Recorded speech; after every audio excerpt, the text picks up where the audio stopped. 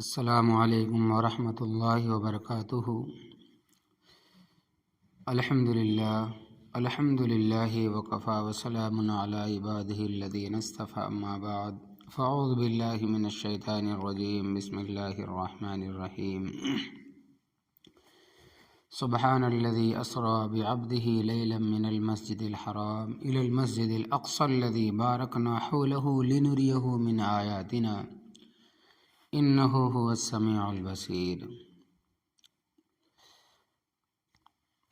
آپ تمام حضرات کے سامنے پچھلے ہفتے یہاں تک باتیں ہوئی تھی کہ پتھر کے لقمے کھانے والا چلتے ہوئے ایک شخص پر نبی کریم صلی اللہ علیہ وسلم کا گزر ہوا، جو نہر میں تیر رہا تھا اور پتھر کا لقمہ بنا بنا کر کھا رہا تھا۔ آپ نے جبرائیل امین سے دریافت کیا، اے جبرائیل، یہ کون لوگ ہیں؟ انہوں نے جواب دیا کہ یہ سود کا کھانے والا ہے۔ پتھر کے لقمے کھانے والا دنیا کے اندر یہ سود کھایا کرتا تھا۔ پھر آپ کا گزر ایسی عورتوں پر ہوا جو پستانوں سے بندھی ہوئی لٹک رہی تھی۔ وہ زنا کرنے والی عورتیں تھیں جنہیں اس طرح عذاب ہو رہا تھا۔ پھر آپ کا گزر ایسے لوگوں پر ہوا جن کے پہلو کا گوشت کاٹا جاتا تھا اور پھر وہ گوشت انہی کو کھلایا جاتا تھا۔ ان کے بارے میں بتایا گیا کہ یہ لوگ چغل خور تھے اور لوگوں کے عیبوں کو تلاش کرنے والے تھے۔ تو یہ زنا کرنے والی عورتیں اور چغل خور کی ایسی سزا۔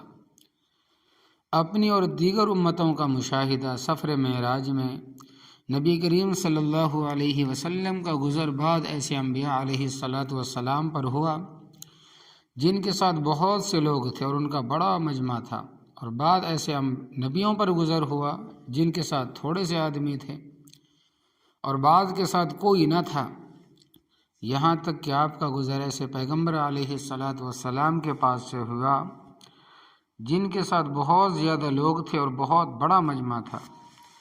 نبی کریم صلی اللہ علیہ وسلم نے پوچھا کہ جبرائیل، یہ کون صاحب ہیں؟ کہا گیا کہ حضرت موسیٰ علیہ السلام اور ان کی قوم ہیں۔ پھر مجھ سے کہا گیا کہ آپ اپنا سر مبارک اوپر اٹھائیے اور دیکھیے۔ میں نے دیکھا تو کیا بتاؤں، اتنا عظیم الشان مجمع تھا اور اتنے زیادہ لوگ تھے کہ دنیا کے کنارے ان سے بھرے ہوئے تھے، اور مجھ سے کہا گیا یہ آپ کی امت ہے، اور ان کے علاوہ آپ کی امت میں سے 70,000 وہ ہیں جو جنت میں بے حساب داخل ہوں گے۔ اور آپ نے ان کی علامت بیان فرمائی کہ وہ لوگ آگ میں لوہا گرم کر کے اس سے جسم داغنے کا علاج نہیں کرتے، اور آپ نے ان کی علامت یہ بیان فرمائی کہ وہ لوگ آگ میں لوہا گرم کر کے ان سے جسم داغنے کا علاج نہیں کرتے۔ یہ نبی کریم صلی اللہ علیہ وسلم کے زمانے میں ایک قسم کے علاج کا طریقہ تھا، اور ناجائز جھاڑ پھونک نہیں کرتے، بدشگونی نہیں لیتے اور اپنے رب پر توکل کرتے ہیں۔ سفر معراج کا تیسرا مرحلہ بیت المقدس تشریف آوری۔ نبی کریم صلی اللہ علیہ وسلم کی امامت۔ بہرحال سفر کرتے ہوئے اس شان سے نبی کریم صلی اللہ علیہ وسلم بیت المقدس پہنچے اور براق سے اترے، اور آپ کے براق کو اس دروازے کے گول کڑے سے باندھ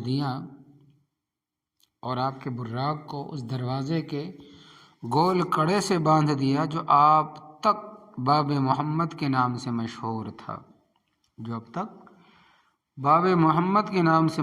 تھا، حوروں سے ملاقات۔ اس کے بعد آپ فنائے مسجد میں پہنچے تو جبرائیل امین نے عرض کیا، آپ نے اپنے رب سے درخواست کی تھی کہ آپ مجھے حور عین دکھلائیں۔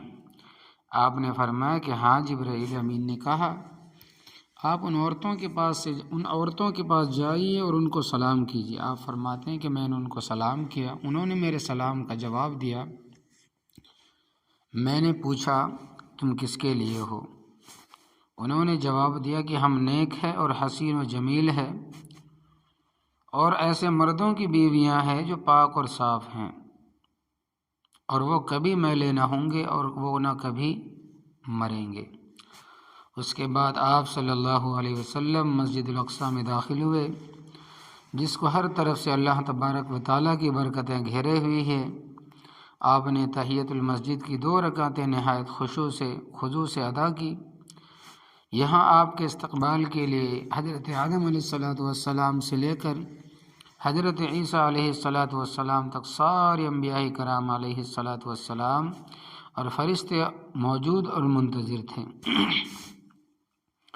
اس موقع پر اللہ تبارک و تعالیٰ کی نورانی مخلوق ملائکہ اور تمام انبیاء علیہ السلام نے اللہ تبارک و تعالیٰ کی حمد و ثنا کی اور خوب ذوق شوق سے آپ پر درود بھیجا اور اعتراف کیا، بے شک ہم آپ سب سے افضل ہے اور آپ پر ایمان لانا ہم پر فرض ہے۔ اور روایت سے ثابت ہے کہ یہ تمام انبیاء کرام علیہ السلام اپنی دنیاوی جسم اور روح کے ساتھ تھے۔ پھر ایک مؤذن نے اذان دی اور پھر اقامت کہی اور تمام حاضرین صف بنا کر کھڑے ہو گئے ہو گئے انبیاء بھی ہے اور فرماتے ہیں کہ ملائکہ بھی تھے۔ جبرائیل امین نے آپ صلی اللہ علیہ وسلم کا ہاتھ پکڑ کر آگے بڑھایا۔ تمام انبیاء کرام علیہ السلام اور ملائکہ مقتدی بنے۔ آپ صلی اللہ علیہ وسلم نے نماز پڑھائی۔ جب آپ صلی اللہ علیہ وسلم نماز سے فارغ ہوئے تو جبرائیل امین نے عرض کیا، آپ کو معلوم ہے کہ آپ نے کن لوگوں کو نماز پڑھائی ہے؟ آپ نے فرمایا کہ مجھے معلوم نہیں۔ جبرائیل امین نے عرض کیا، آپ نے تمام انبیاء کرام علیہ السلام کو نماز پڑھائی ہے۔ اس کے بعد ملائکہ نے حضرت جبرائیل علیہ السلام سے دریافت کیا کہ آپ کے ساتھ یہ کون ہیں؟ انہوں نے جواب دیا کہ یہ دونوں جہاں کے سردار حضرت محمد الرسول اللہ صلی اللہ علیہ وسلم خاتم النبیین ہے۔ پھر ملائکہ نے دریافت کیا کیا ان کے پاس ان کو بلانے کا پیغام بھیجا گیا تھا؟ جبرائیل امین نے فرمایا کہ ہاں، فرشتوں نے کہا اللہ تبارک و تعالی نے ان کو زندہ سلامت رکھے، ہمارے بڑے اچھے بھائی اور اللہ تبارک و تعالیٰ کے بڑے اچھے خلیفہ ہیں۔ اس کے بعد نبی کریم صلی اللہ علیہ وسلم نے انبیاء کرام علیہ السلام سے ملاقات فرمائی۔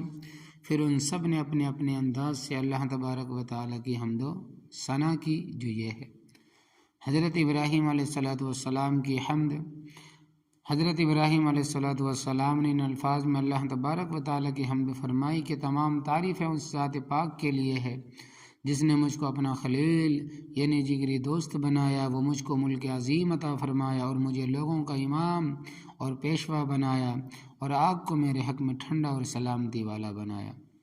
حضرت موسیٰ علیہ السلام نے اس طرح حمد کی، تمام تعریفیں اس ذات پاک کے واسطے ہے جس نے مجھ سے بلا واسطہ کلام فرمایا اور فرعون کی قوم کی ہلاکت و بربادی اور بنی اسرائیل کی نجات و آزادی میرے ہاتھ پر ظاہر فرمائی اور میری امت میں ایسی جماعت بنائی جو حق کے مطابق ہدایت کرتی ہے اور انصاف کرتی ہے۔ حضرت داؤد علیہ السلام نے اس طرح اللہ تبارک و تعالیٰ کی حمد و ثنا کی، تمام تعریفیں اس خدائے پاک کے واسطے ہیں جس نے مجھے عظیم سلطنت عطا فرمائی اور مجھے زبور سکھائی اور لوہا میرے لیے نرم کیا، پہاڑوں اور پرندوں کو میرے تابع فرمایا تاکہ میرے ساتھ وہ بھی تسبیح پڑھے، اور مجھ کو علم و حکمت اور تقریر و دل پذیر عطا فرمائی۔ حضرت سلیمان علیہ السلام نے اس طرح حمد کی، تمام تعریفیں اللہ تبارک و تعالیٰ کے لیے ہے جس نے ہوا، جنات اور شیاطین کو میرے تابع کیا تاکہ میرے حکم پر چلے، چنانچہ میں جو چیز چاہتا وہ بنا دیتے تھے، جیسے عالیشان عمارات اور تصاویر اس وقت بنانا درست تھا، اور پرندوں کی بولی مجھے سکھائی اور اپنے فضل سے مجھے ہر قسم کی چیز دی، اور چرند پرند انسان و جنات کو میرے تابع فرمایا اور ایسی سلطنت عطا کی جو میرے بعد کسی اور کے لیے مناسب نہ ہوگی، اور مجھ سے اس کے بارے میں کوئی حساب و کتاب بھی نہیں ہوگا۔ حضرت عیسیٰ علیہ السلام نے اس طرح حمد کی، تمام تعریفیں اللہ جل شانہ کے لیے ہے جس نے مجھ کو کلمہ بنایا اور حضرت آدم علیہ الصلوۃ والسلام کی طرح مجھ کو بغیر باپ کے پیدا کیا اور پرندوں کے بنانے، پھر انہیں اور مردوں کو زندہ کرنے، کوڑھی اور مادرزاد اندھے کو اچھا کرنے کا معجزہ عطا فرمایا، اور توریت انجیل کا علم دیا، اور مجھ کو اور میری ماں کو شیطان کے اثر سے محفوظ رکھا، اور مجھ کو آسمان پر اٹھایا اور کافروں کی صحبت سے مجھے پاک کیا۔ نبی کریم صلی اللہ علیہ وسلم آخر میں اس طرح اللہ جل شانہ کی حمد و ثنا کی تمام تعریفیں اس ذات پاک کے لیے ہے جس نے مجھے رحمت للعالمین بنا، یعنی تمام جہان والوں کے لیے رحمت بنا کر بھیجا، اور تمام عالم کے لیے خوشخبری دینے والا، ڈرانے والا بنایا۔ مجھ پر قرآن کریم اتارا جس میں دین کے تمام احکام کو صاف صاف یا اشارے کے طور پر بیان کیا، اور میری امت کو بہترین امت بنایا، اور میری امت کو اولین و آخرین بنایا، یعنی کہ دنیا میں آنے کے اعتبار سے، یعنی دنیا میں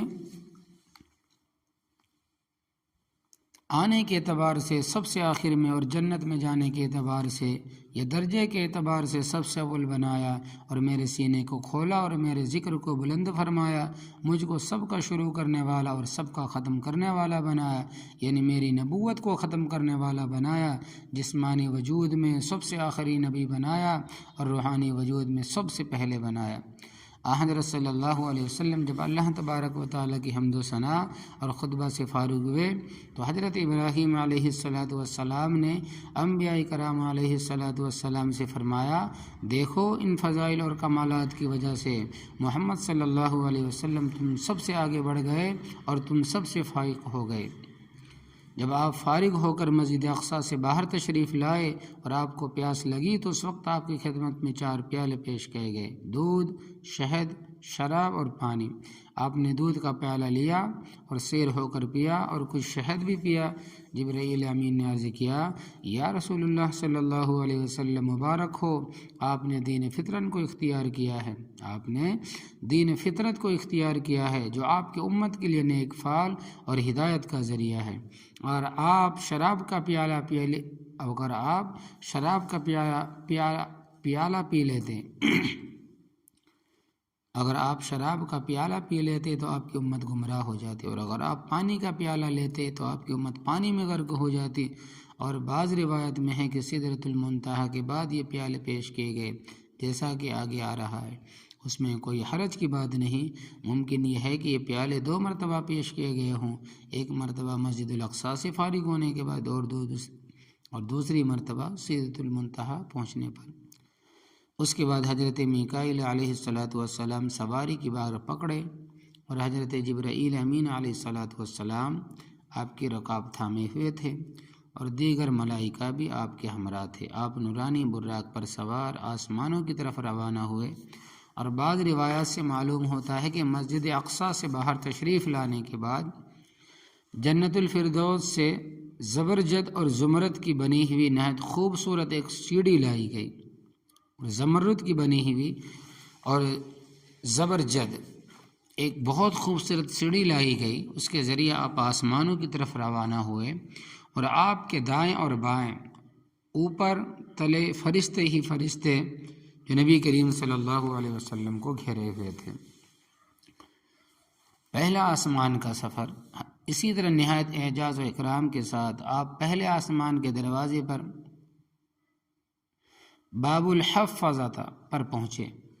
اس پر ایک فرشتہ مقرر ہے جس کا نام اسماعیل ہے، اس کے ماتحت 12,000 فرشتے ہیں، اس کے ماتحت میں اس کے نیچے جو کارندے ہیں 12,000 فرشتے کام کرنے والے ہیں۔ جبرائیل امین علیہ الصلوۃ والسلام نے دروازہ کھلوایا، وہاں مقرر فرشتے نے پوچھا کہ آپ کون؟ جواب دیا کہ میں جبرائیل ہوں۔ پھر اس نے پوچھا کہ آپ کے ساتھ کون ہیں؟ انہوں نے جواب دیا حضرت محمد صلی اللہ علیہ وسلم ہے۔ اس فرشتے نے یہ دریافت کیا کیا انہیں آسمانوں پر بلانے کا پیغام بھیجا گیا ہے؟ جبرائیل امین نے کہا کہ ہاں۔ یہ سن کر فرشتوں نے مرحبا مرحبا کہا اور عرض کیا کہ آپ کا آنا بہت اچھا، آپ کا آنا بہت اچھا ہے، آپ کا آنا بہت اچھا آنا ہے، آئیے، اور دروازہ کھول دیا۔ آپ اس دروازے سے آسمان میں داخل ہوئے اور وہاں ایک بہت بزرگ آدمی کو دیکھا جبرائیل امین نے عرض کیا، یہ آپ کے والد جد امجد حضرت آدم علیہ السلام ہے، ان کو آپ سلام کیجئے۔ آپ نے ان کو سلام کیا۔ حضرت آدم علیہ السلام نے جواب دیا اور فرمایا کہ نیک بیٹے اور نیک نبی کو مرحبا ہو، اور آپ کے لیے دعائے خیر کی۔ اس وقت حضرت صلی اللہ علیہ وسلم نے دیکھا کہ صورتیں حضرت آدم علیہ السلام کی دائیں جانب ہے اور کچھ صورتیں بائیں جانب ہیں۔ جب وہ سیدھے طرف نظر ڈالتے ہیں تو بڑا خوش ہوتے ہیں اور ہنستے ہیں، اور جب بائیں طرف الٹے طرف دیکھتے ہیں تو روتے ہیں، یعنی بائیں کندھے کی طرف دیکھتے ہیں تو بہت روتے ہیں۔ حضرت جبرائیل امین نے ان صورتوں کے بارے میں بتایا کہ حضرت آدم علیہ السلام کے دائیں جانب والی صورتیں ان کی نیک اولاد کی روحیں ہیں، جن کے دائیں ہاتھ میں اعمال نامہ ملے گا اور وہ جنتی ہے، ان کو دیکھ کر وہ خوش ہوتے ہیں۔ اور بائیں جانب والی صورتیں ان کی بری اولاد کی صورتیں، فرماتے کہ ان کی صورتیں بھی کالی تھیں، ان کے بائیں ہاتھ میں نام اعمال آئے گا اور وہ دوزخی ہے، ان کو دیکھ کر وہ روتے ہیں۔ اور اس آسمان پر آپ نے دریائے نیل اور دریائے فرات کو دیکھا اور نہر کوثر بھی دیکھی، جس کے کنارے پر موتی اور زبرجد کے محل بنے ہوئے ہیں۔ پھر آپ صلی اللہ علیہ وسلم دوسرے آسمان پر تشریف لے گئے اور پہلے آسمان کی طرف جبرائیل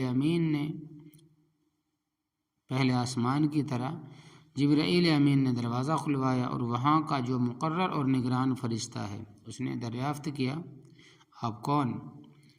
کہا کہ میں جبرائیل ہوں۔ پھر اس نے پوچھا کہ تمہارے ساتھ کون ہے؟ انہوں نے کہا کہ حضرت محمد صلی اللہ علیہ وسلم ہیں۔ اس نے دریافت کیا کہ کیا انہیں یہاں آنے کا پیغام دیا گیا؟ جبرائیل امین نے کہا کہ ہاں۔ فرشتوں نے یہ سن کر کہا مرحبا، اور کہا آپ کا آنا بہت اچھا آنا ہے، اور دروازہ کھول دیا اور آپ دوسرے آسمان میں داخل ہوئے۔ یہاں آپ نے حضرت یحییٰ علیہ السلام اور حضرت عیسیٰ علیہ السلام کو دیکھا۔ جبرائیل امین نے کہا یہ یحییٰ اور حضرت عیسیٰ علیہ السلام ہیں، آپ ان کو سلام کیجئے۔ آپ نے سلام کیا، ان دونوں نے سلام کا جواب دیا اور مرحبا کہا، یعنی یوں کہا کہ مرحبا ہو نیک بھائی اور نیک نبی کو۔ اس کے بعد آپ تیسرے آسمان پر تشریف لے گئے۔ جبرائیل امین نے اسی طرح دروازہ کھلوایا جیسے پہلے کھلوایا تھا، اور وہاں حضرت یوسف علیہ السلام سے ملاقات ہوئی اور ان سے اسی طرح سلام و دعا ہوئی جس طرح حضرت آدم، حضرت یحییٰ اور حضرت عیسیٰ علیہ السلام سے ہوئی تھی۔ اور نبی کریم صلی اللہ علیہ وسلم نے فرمایا کہ یوسف علیہ السلام کو حسن و جمال کا ایک بہت بڑا حصہ دیا گیا ہے۔ پھر چوتھے آسمان پر تشریف لے گئے، وہاں حضرت ادریس علیہ السلام سے ملاقات ہوئی۔ پھر پانچویں آسمان پر تشریف لے گئے، وہاں حضرت ہارون علیہ السلام سے ملاقات ہوئی۔ پھر جب میں ان سے مل کر آگے بڑھا تو وہ رونے لگے۔ ان سے پوچھا گیا کہ آپ کے رونے کا سبب کیا ہے؟ انہوں نے فرمایا کہ میں اس لیے روتا ہوں کہ ایک نوجوان پیغمبر میرے بعد مبعوث ہوئے ہیں، جن کی امت کے جنت میں داخل ہونے والوں کی تعداد میری امت کے جنت میں داخل ہونے والوں کی تعداد سے بہت زیادہ ہوگی، جس کی وجہ سے مجھ کو اپنی امت پر حسرت ہے۔ افسوس انہوں نے میری تابعداری نہیں کی جس طرح نبی کریم صلی اللہ علیہ وسلم کی امت آپ کی اطاعت کرے گی، اس لیے میری امت کے ایسے لوگ جنت سے محروم رہے، اس وجہ سے مجھے رونا آیا۔ اس کے بعد پھر آپ ساتویں آسمان پر تشریف لے گئے، وہاں حضرت ابراہیم علیہ السلام سے ملاقات ہوئی، بہت حسین ہیں، اور دیکھا کہ وہ بیت المعمور سے ٹیک لگائے بیٹھے ہیں، جو آسمانوں میں فرشتوں کا قبلہ ہے، جو ٹھیک خانہ کعبہ کے بالکل وسط میں ہے، سیدھے میں ہے۔ بالفرض اگر وہ نیچے گرے تو خانہ کعبہ پر گرے۔ روزانہ 70,000 فرشتے اس کا طواف کرتے ہیں، اور جو فرشتے ایک مرتبہ اس کا طواف کر لیتے ہیں پھر دوبارہ ان کی باری قیامت تک نہیں آنی۔ دوسرے دن دوسرے 70,000 فرشتے آتے ہیں اور طواف کرتے ہیں۔ بہرحال جبرائیل امین علیہ السلام نے عرض کیا کہ حضور یہ آپ کے باپ ہیں، ان کو سلام کیجیے۔ میں نے سلام کیا، انہوں نے جواب دیا اور کہا کہ مرحبا ہو نیک بیٹے اور نیک نبی کے لیے۔ اس کے بعد حضرت ابراہیم علیہ السلام نے فرمایا، اے محمد صلی اللہ علیہ وسلم، میری طرف سے اپنی امت کو سلام کہنا اور ان کو بتانا کہ جنت کی مٹی بہت عمدہ ہے، بہت زرخیز مٹی ہے، پانی بہت میٹھا ہے، لیکن وہ ہے چٹیل میدان، اس میں درخت وغیرہ نہیں ہے، اور اس کے درخت کے اور پودے سبحان اللہ، الحمدللہ، لا الہ الا اللہ، واللہ اکبر ہے، اس لیے کہ جس کا دل چاہے وہ ان کو زیادہ سے زیادہ پڑھے تاکہ جنت میں اس کے لیے زیادہ سے زیادہ درخت اور پودے لگیں۔ دوسری حدیث میں ہے کہ ان کلمات میں سے ہر کلمے کے بدلے ایک ایک درخت جنت میں لگایا جاتا ہے۔ طبرانی کی روایت ہے، حضرت ابراہیم علیہ السلام کے سلام کا جواب۔ شب معراج میں حضرت ابراہیم علیہ السلام نے نبی کریم صلی اللہ علیہ وسلم کے ذریعے آپ کی امت کو سلام بھیجا ہے۔ اس لیے علماء کرام نے فرمایا کہ جو شخص یہ حدیث پڑھے یا سنے، اس کو چاہیے کہ حضرت ابراہیم علیہ السلام کے سلام کا جواب دے، اور وہ اس طرح دے، وعلیہ السلام ورحمۃ اللہ وبرکاتہ۔ اور جنت کی مٹی کے عمدہ ہونے اور پانی کے میٹھا ہونے کا مطلب یہ ہے کہ جنت کی زمین بہت عمدہ اور زرخیز ہے، اس میں سبحان اللہ کہنے سے ایک درخت لگ جاتا ہے، اس کے بعد پانی اور زمین کے عمدہ ہونے کی وجہ سے وہ خود بخود بڑھتا رہے گا، پھر کچھ کرنے کی ضرورت نہیں۔ اور جنت کے چٹیل میدان ہونے کا مطلب یہ ہے کہ اصل کے اعتبار سے جنت کی زمین میدان ہے جو لوگوں کو ان کے نیک اعمال کے مطابق دی جائے گی، اور ان کے موافق جنت میں پھلدار درخت اور پھولدار پودے ان کو ملیں گے۔ ساتویں آسمان پر آپ نے ایک نہر بھی دیکھی جو زمرد اور یاقوت کے پتھروں پر بہہ رہی تھی، جس کا خوشگوار پانی شہد سے زیادہ میٹھا اور دودھ سے زیادہ سفید تھا، جس میں سونے چاندی کے کٹورے، یاقوت و زمرد کے پیالے بہہ رہے تھے۔ اس کو دیکھ کر آپ نے جبرائیل امین نے سے دریافت کیا، اس نہر کا کیا نام؟ جبرائیل امین نے عرض کیا کہ یا رسول اللہ صلی اللہ علیہ وسلم، یہ نہر کوثر ہے جو آپ کو عطا ہوئی ہے، اور قیامت کے دن ناقابل برداشت سخت گرمی کے وقت آپ کی پیاسی امت کو سیراب کی جائے گی۔ اس کے بعد آپ نے جنت اور دوزخ کی سیر کی اور ایسے ایسے عجائبات دیکھے جو کسی اور کو دیکھنا نصیب نہیں ہوا۔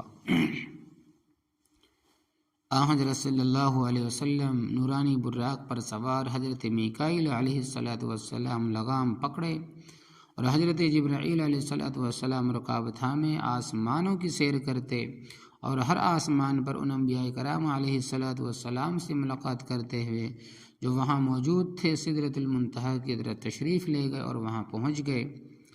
سدرہ عربی میں بیری کو درخت کو کہتے ہیں۔ سدرۃ المنتہا 7ویں آسمان پر ایک بیری کا درخت ہے، اس کی جڑ 6 آسمان میں ہے اور شاخیں 7 آسمان پر ہے۔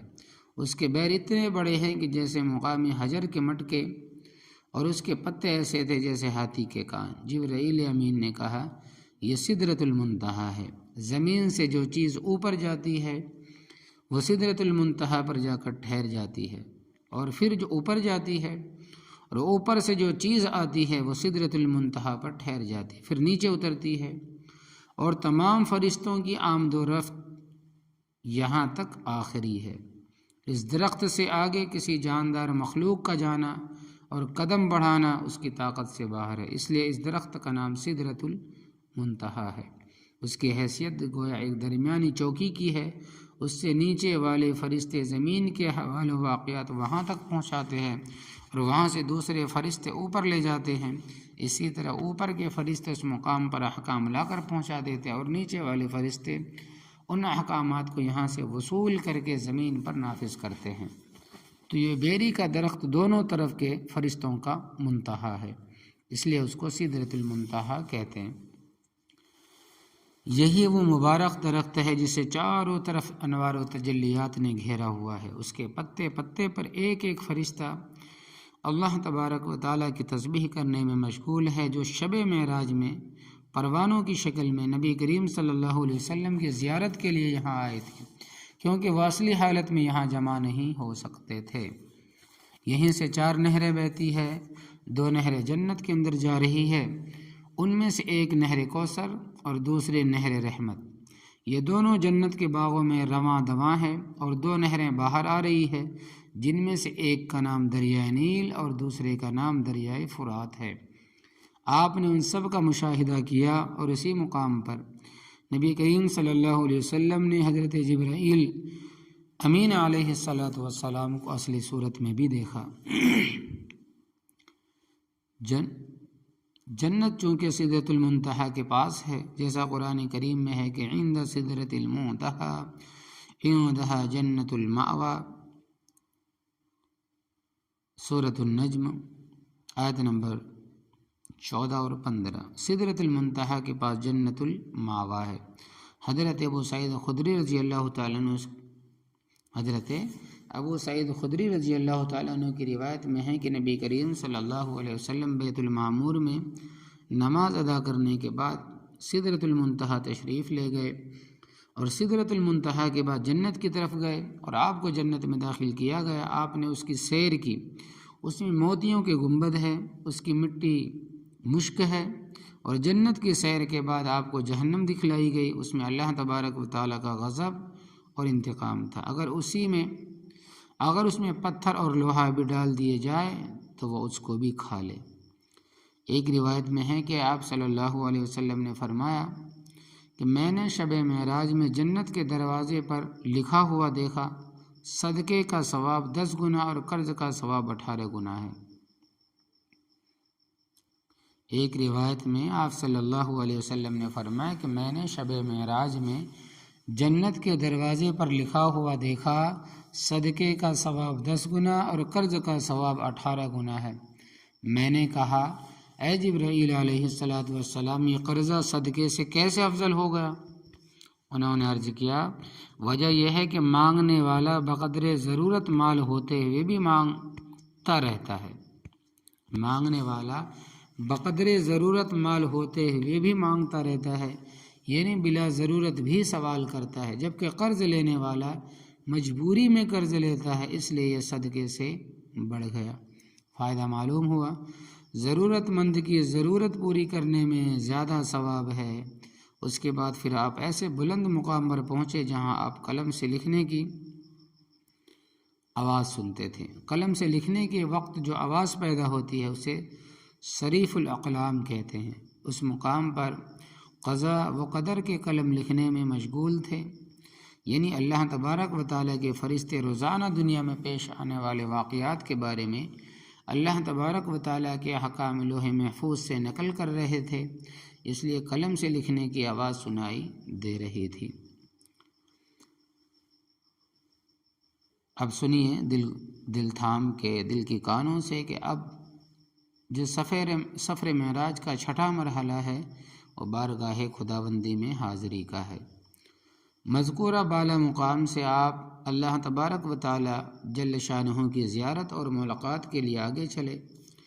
جبرائیل امین آپ کے ساتھ تھے، یہاں تک کہ ایک مقام تک پہنچ کر وہ ٹھہر گئے اور نبی کریم صلی اللہ علیہ وسلم سے رخصتی کا سلام کیا۔ آپ نے فرمایا اے جبرائیل، کیا ایسے مقام پر کوئی دوست اپنے دوست کو تنہا چھوڑتا ہے؟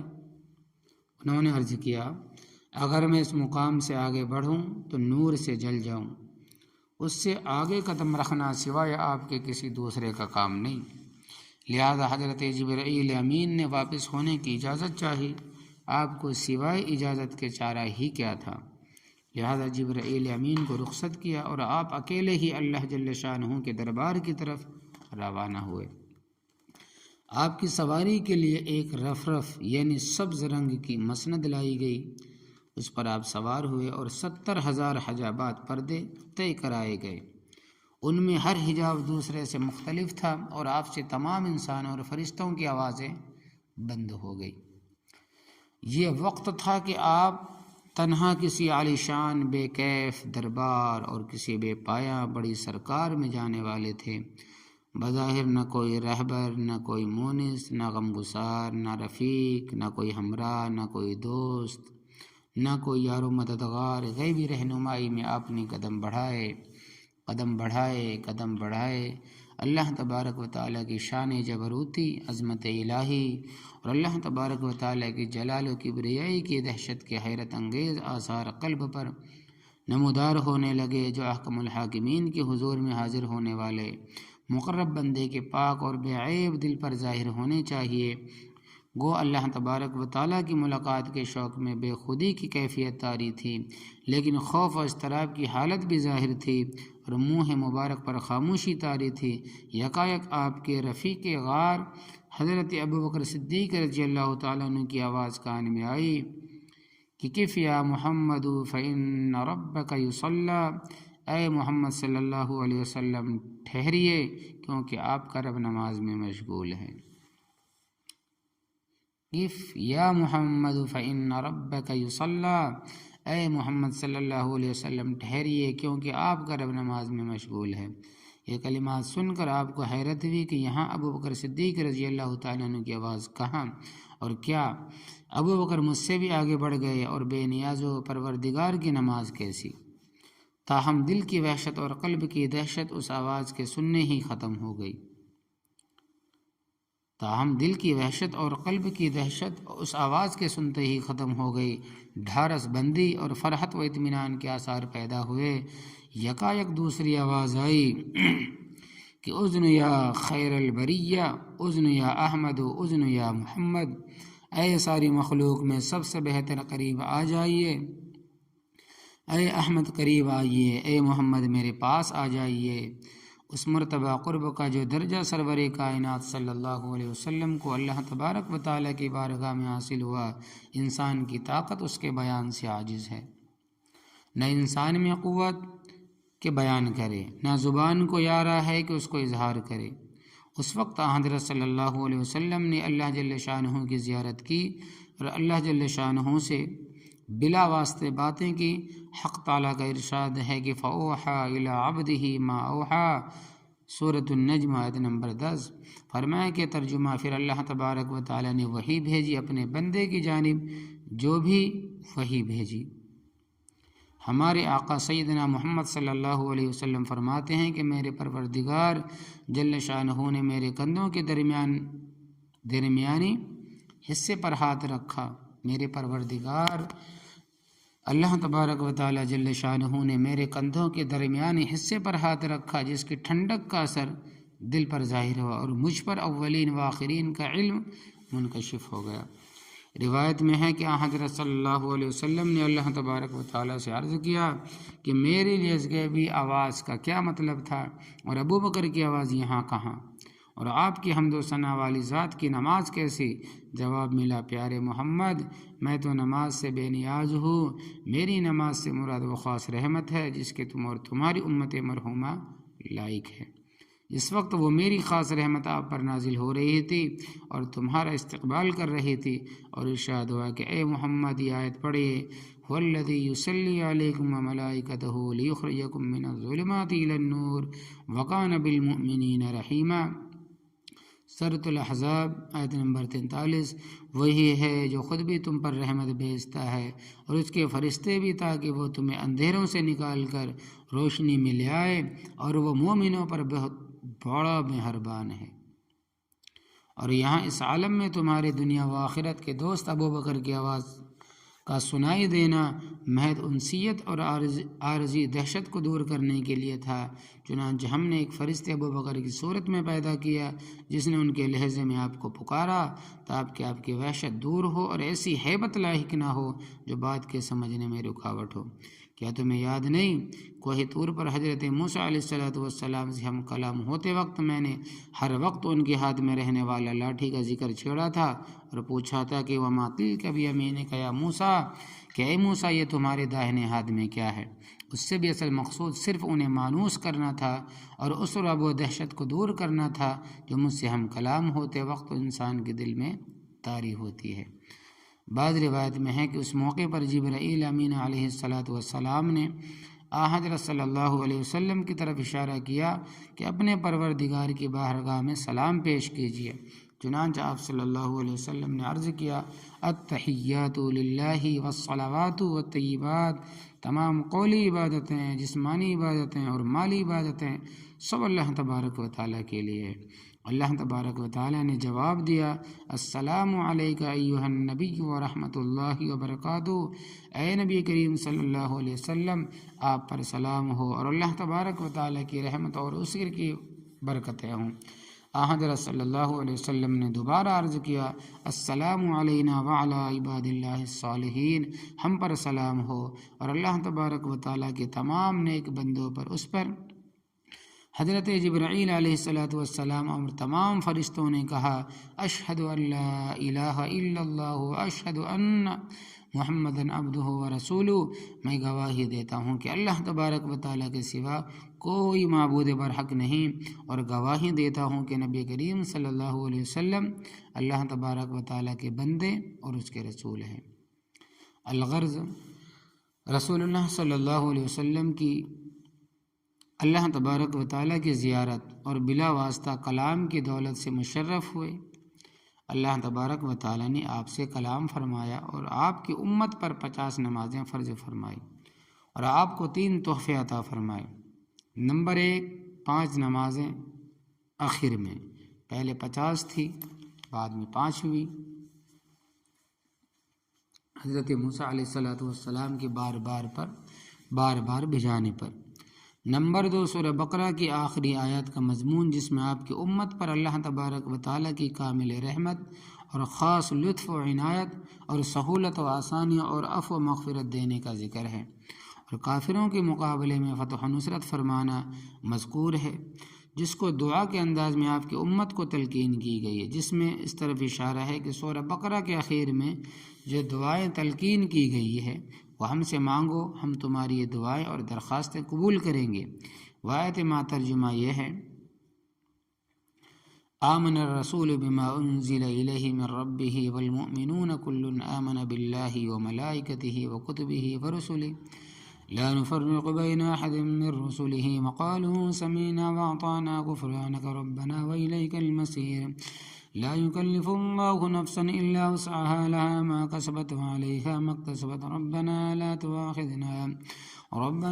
تؤاخذنا إن نسينا أو أخطأنا ربنا ولا تحمل علينا إصرا كما حملته على الذين من قبلنا ربنا ولا تحملنا ما لا طاقة لنا به واعف عنا واغفر لنا وارحمنا أنت مولانا فانصرنا على القوم الكافرين۔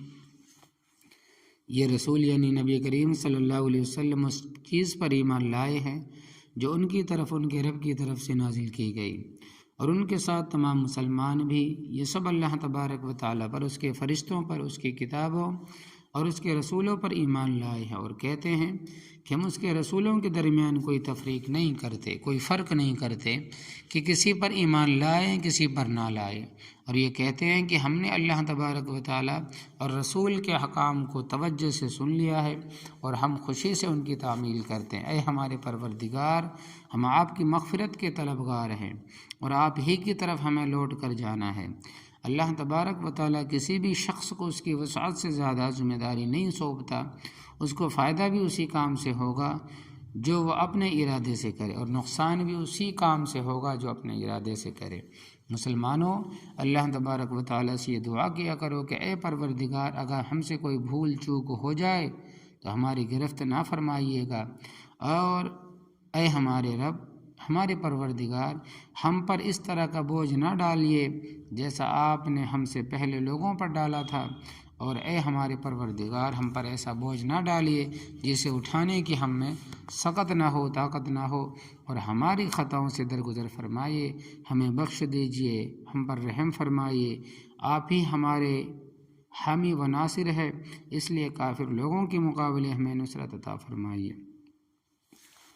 تیسرا عطیہ آپ کو یہ عطا فرمائے کہ آپ کی امت میں سے جو شخص اللہ تبارک و تعالیٰ کے ساتھ کسی کو شریک نہ کرے گا، کسی کو ساجی نہ کرے گا، کسی اور کو اپنا مشکل کشا نہ بنائے گا، اللہ تبارک و تعالیٰ اس کے کبیرہ گناہ معاف فرمائیں گے، یعنی گناہ کبیرہ کرنے والوں کو کافروں کی طرح ہمیشہ ہمیشہ جہنم میں نہیں ڈالیں گے، ہمیشہ ہمیشہ کے لیے کافروں کی طرح جہنم میں نہیں ڈالیں گے، بلکہ کسی کو انبیاء کرام علیہ الصلاۃ والسلام کی شفاعت سے معاف کر دیں گے، اور کسی کو فرشتوں کی شفاعت سے، اور کسی کو اپنی خاص رحمت اور عنایت سے، اور جس شخص کے دل میں ذرہ برابر بھی ایمان ہوگا آخر کار وہ جہنم سے نکال لیا جائے گا۔ نبی کریم صلی اللہ علیہ وسلم کی اللہ تبارک و تعالیٰ سے باتیں اور اللہ تبارک و تعالیٰ کی الطاف و عنایات ایک طویل حدیث میں ہے کہ نبی کریم صلی اللہ علیہ وسلم نے اللہ تبارک و تعالیٰ کی خدمت میں عرض کیا، آپ نے حضرت ابراہیم علیہ الصلاۃ والسلام کو اپنا خلیل بنایا اور انہیں عظیم ملک عطا فرمایا، حضرت موسیٰ علیہ الصلاۃ والسلام کو تورات دی اور ان سے کلام فرمایا، داؤد علیہ الصلاۃ والسلام کو عظیم سلطنت دی اور ان کے لیے لوہا نرم فرمایا اور پہاڑوں کو ان کے تابع کیا، اور حضرت سلیمان علیہ الصلاۃ والسلام کو ملک عظیم دیا، ملک عظیم دینے کے بعد شہادت دی، انسان، جنات، شیاطین اور ہواؤں کو ان کے تابع کیا، عیسیٰ علیہ الصلاۃ والسلام کو انجیل دی، اندھے، کوڑھی، مردوں کو زندہ کرنے کا معجزہ عطا فرمایا، ان کو اور ان کی والدہ کو شیطان کے شر سے پناہ دی۔ اللہ جل شانہ نے حضرت صلی اللہ علیہ وسلم سے فرمایا، میں نے آپ کو خلیل اور حبیب بنایا اور تمام لوگوں کے لیے بشارت دینے والا، ڈرانے والا پیغمبر بنا کر بھیجا، تمہارا سینہ کھولا، تمہارا بوجھ اتارا، تمہارا ذکر بلند کیا، اپنی توحید کے ساتھ تمہاری رسالت اور عبدیت کا ذکر کیا، چنانچہ جب میرا ذکر ہوتا ہے تمہارا بھی ہوتا ہے۔ آپ کی امت کا کوئی خطبہ اس وقت تک درست اور مکمل نہیں ہوتا جب تک وہ آپ کے عبد اور رسول ہونے کی گواہی نہ دے۔ اسی کے لیے ہر خطبے میں اللہ تبارک و تعالیٰ کے نام کے ساتھ نبی کریم صلی اللہ علیہ وسلم کے عبد اور رسول ہونے کی گواہی مذکور ہوتی، اور فرمایا، میں نے تمہاری امت کو تمام امتوں میں بہترین اور درمیانی امت بنایا، یعنی امت عادلہ بنایا، شرف اور فضیلت کے لحاظ سے آپ کو سب سے اول اور دنیا میں آنے اور ظاہر ہونے والے کے لحاظ سے سب سے آخر بنایا، اور آپ کی امت میں کچھ لوگ ایسے بنائے جن کے سینے میں ان کی کتاب رکھ دی، یعنی انہیں قرآن کریم کا حافظ بنایا، آپ کو نورانی اور روحانی وجود کے اعتبار سے تمام پیغمبروں میں اول بنایا، اور پیغمبر بنا کر بھیجنے میں سب سے آخر بنایا، آپ کو سورہ فاتحہ، سورہ بقرہ کی آخری آیت عطا کی جو آپ سے پہلے کسی نبی کو نہیں دی، اور آپ کو حوض کوثر عطا کی، اور 8 چیزیں بطور خاص آپ کی امت کو عطا کی۔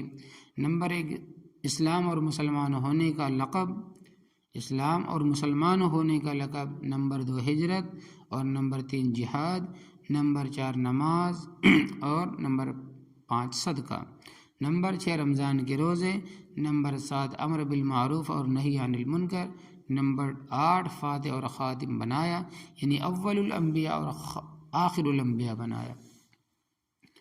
الغرض اللہ تبارک و تعالیٰ نے اپنے اس مقام قرب میں حضرت صلی اللہ علیہ وسلم کو اپنے قسم قسم کے الطاف و عنایات سے نوازا، اور طرح طرح کی بشارتوں سے مسرور فرمایا، اور خاص انعامات اور احکام و ہدایت عطا فرمائی، جن میں سب سے اہم آپ کی امت پر 50 نمازیں فرض کرنا تھا۔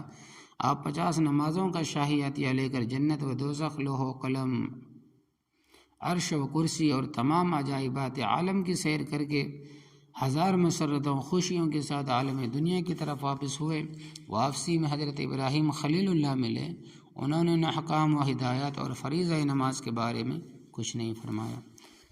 اس کے بعد حضرت موسیٰ کلیم اللہ پر گزر ہوا، انہوں نے دریافت کیا کہ اے محمد صلی اللہ علیہ وسلم، آپ کی امت پر کتنی نمازیں فرض کی گئی ہیں؟ آپ نے جواب دیا، دن اور رات میں 50 نمازیں پڑھنے کا حکم ہوا ہے۔ موسیٰ علیہ السلام نے فرمایا کہ اے محمد صلی اللہ علیہ وسلم، میں بنی اسرائیل کو خوب آزما چکا ہوں، ان کا تجربہ کر چکا ہوں، ان پر صرف 2 نمازیں فرض ہوئی تھی، میں نے ہر ممکن طریقے سے پڑھوانے کی کوشش کی مگر وہ نہ مانے، انہوں نے یہ نمازیں ترک کر دی اور وہ 2 نمازیں بھی اس سے ادا نہ ہو سکی۔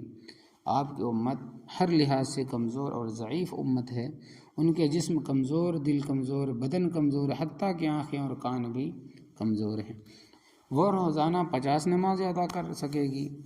نہ کر سکے گی۔ اس لیے آپ اپنے پروردگار کے پاس واپس تشریف لے جائیں، اپنی امت پر رحم فرمانے کی اور کچھ نمازیں کم کرنے کی درخواست کیجیے۔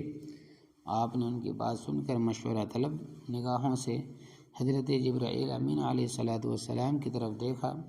جبرائیل امین نے مشورہ دیا کہ اگر آپ چاہیں تو یہ تجویز مناسب ہے۔ چنانچہ نبی کریم صلی اللہ علیہ وسلم اپنے پہلے مقام کی طرف واپس ہوئے اور باہر گاہ خداوندی میں حاضر ہو کر نہایت عاجزی سے عرض کیا، اے میرے پروردگار، میری امت ہر لحاظ سے کمزور ہے، ان کے جسم کمزور، کان کمزور، دل بھی کمزور، آپ ہمیں مزید سہولت عطا فرمائیے۔ 50 نمازیں پڑھنا میری امت کے بس میں نہیں ہے، اور کچھ نمازیں کم کرنے کی درخواست کی۔ اللہ تبارک و تعالی نے 5 نمازیں کم کر دی۔ اس کے بعد حضرت موسیٰ علیہ السلام کے پاس واپس آئے۔ حضرت موسیٰ علیہ السلام نے دوبارہ کہا کہ 45 نمازیں ادا کرنا بھی کوئی آسان بات نہیں ہے، آپ واپس جائیے اور دوبارہ کچھ نمازیں کم کرنا فرمانے کی درخواست کیجیے۔ چنانچہ نبی کریم صلی اللہ علیہ وسلم پھر لوٹے اور مزید نمازیں کم فرمانے کی درخواست کی۔ اس مرتبہ پھر 5 نمازیں معاف ہوئی اور 40 نمازوں کا حکم لے کر آپ موسیٰ علیہ السلام کے پاس لوٹے واپس۔ الغرض حضرت موسیٰ علیہ السلام کی خیر خواہانہ نصیحت کے موافق آپ بار بار اللہ تبارک و تعالیٰ کی جناب میں حاضری دیتے رہے، جاتے رہے، آتے رہے اور کچھ اور نمازیں کم فرمانے کی درخواست کرتے رہے، یہاں تک کہ 9ویں مرتبہ رات اور دن میں صرف 5 نمازیں فرض رہی۔ پھر بھی حضرت موسیٰ علیہ السلام نے یہی مشورہ دیا کہ آپ اللہ تبارک و تعالیٰ کی بارگاہ میں جائیے اور مزید نمازیں کم کرانے کی درخواست کیجیے، مگر آپ نے فرمایا کہ میں نے اللہ تبارک و تعالیٰ سے بار بار درخواست کی ہے، اب مجھے اللہ تبارک و تعالیٰ سے مزید نمازیں کم فرمانے کی درخواست کرنے سے شرم آتی ہے۔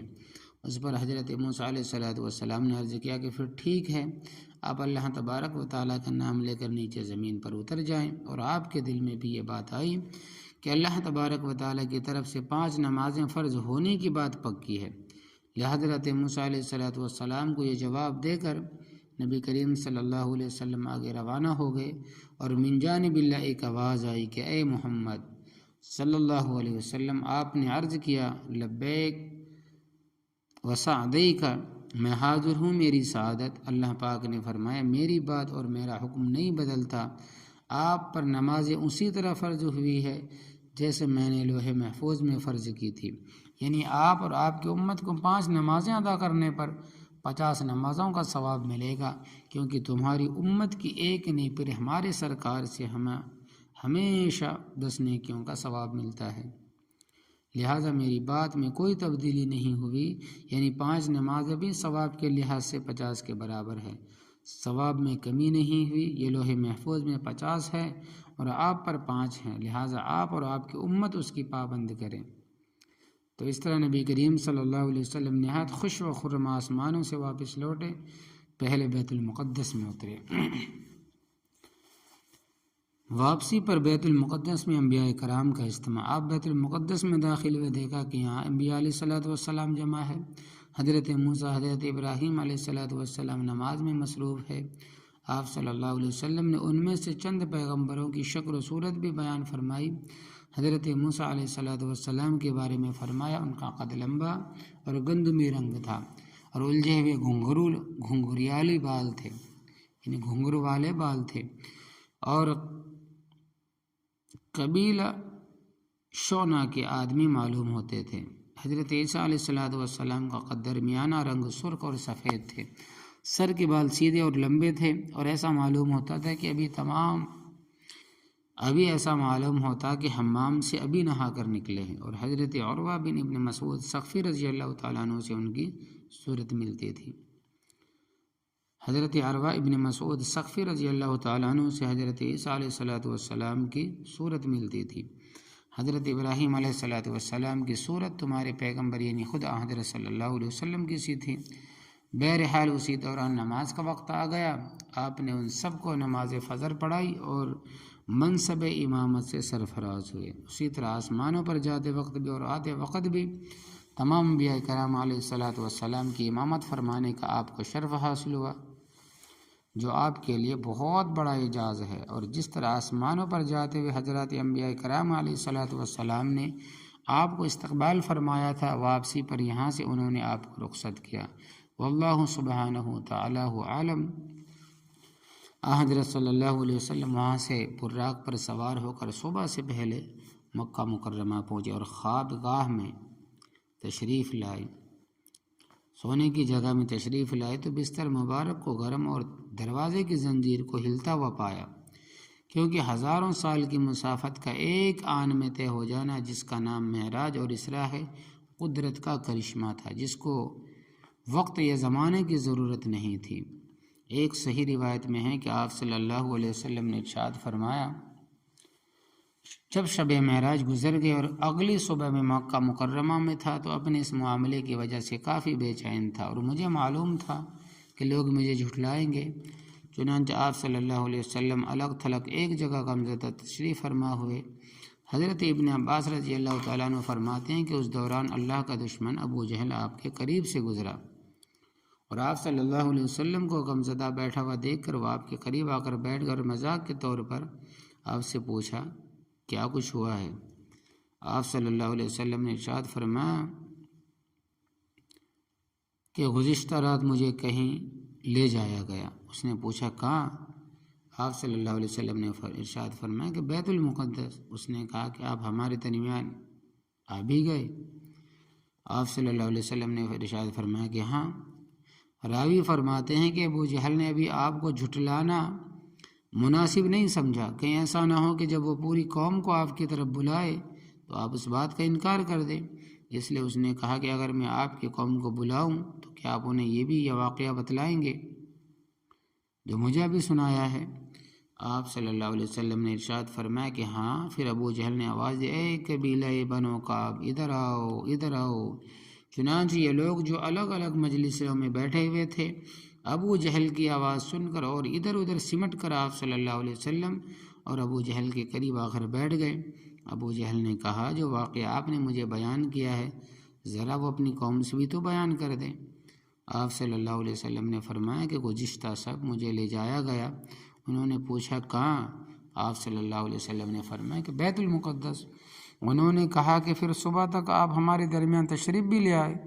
آپ صلی اللہ علیہ وسلم نے ارشاد فرمایا کہ ہاں۔ یہ سن کر کچھ لوگ تو تالیاں پیٹنے لگے، کچھ لوگ اس واقعے کو جھوٹ سمجھ کر ازراہ تعجب سر پکڑ کر بیٹھ گئے۔ پھر انہوں نے کہا کہ آپ ہمارے سامنے بیت المقدس کی بناوٹ بیان کر سکتے ہیں۔ مجمع میں کچھ لوگ ایسے بھی تھے جنہوں نے فلسطین کا سفر کیا ہوا تھا جہاں بیت المقدس ہے، اور انہوں نے مسجد بیت المقدس دیکھی ہوئی تھی۔ آپ صلی اللہ علیہ وسلم نے ارشاد فرمایا کہ میں اس کی بناوٹ بیان کرنے لگا تو کچھ باتیں مجھ پر مشتبہ ہو گئی، شک ہو گئی، یعنی میں شک میں پڑ گیا کہ ایک دم مسجد بیت المقدس میرے سامنے کر دی گئی اور میں اسے دیکھنے لگا، وہ مسجد مجھ سے اتنی قریب کر دی گئی کہ دار عقیل سے بھی نزدیک ہو گئی۔